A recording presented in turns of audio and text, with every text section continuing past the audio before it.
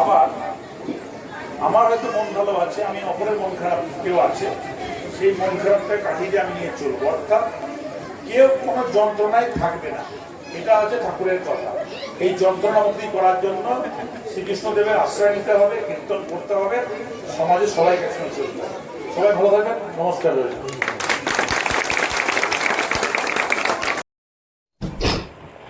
আপনারা ভালো থাকবেন। আপনাদের কীর্তনের মধ্যে দিয়ে কত মানুষের উপকার হয় আপনারা জানেন না নিজেরা। এই যে ভগবান নাম করছেন, ঈশ্বর নাম করছেন, এটা তো যেমন আমাদের সমাজের দূষণ, আমাদের বাতাসে আকাশে না প্রচুর দূষণ থাকে, প্রচুর বীজ থাকে। এগুলোকে হচ্ছে আপনার এই কীর্তন এই শব্দের মধ্যে নেই, এই যে শ্রীকৃষ্ণ উচ্চারণের মধ্যে দিয়ে আপনার এই সমাজেকে আমাদের আকাশে বাতাসে বীজগুলো আছে, এই বিষের হচ্ছে আপনার ক্ষয় হয়, বীজগুলোকে আপনার মেরে ফেলে। এই জন্য কীর্তনটা খুবই দরকার। এবং কীর্তনটা স্পেশালি 8 নম্বর ওয়ার্ডে এই যে এই পাড়াটায় প্রত্যেকবারই কীর্তন হয়। বৈশাখ মাস, জ্যৈষ্ঠ মাস ধরে আমাদের কীর্তন চলে।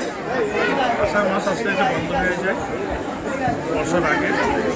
কীর্তনের তো প্রচুর দিক আছে, যেমন কীর্তন আমাদের লোকশিল্প, এই লোকশিল্পের মধ্যে দিয়ে মানুষের মনের কথাগুলো চারিদিকে ছড়িয়ে থাকে এবং সেখানে মানুষ শান্তি অনুভব করে।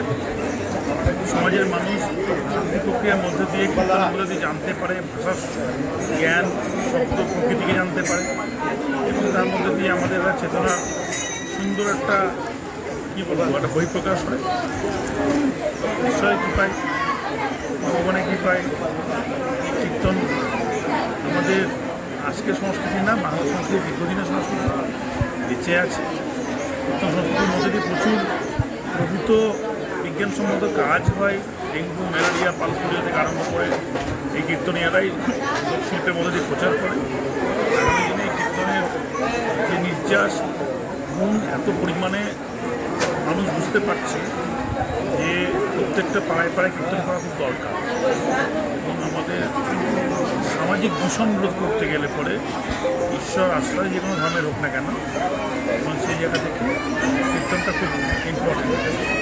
কীর্তন বা যেগুলো গম্ভীরা আছে, আমাদের বাচিক শিল্পীরা আছে, তাদের ভূমিকা আছে, সবাই সমস্ত মানুষের একটা সমন্বয় সাধন, এই একটা বিষয় ব্যাপার।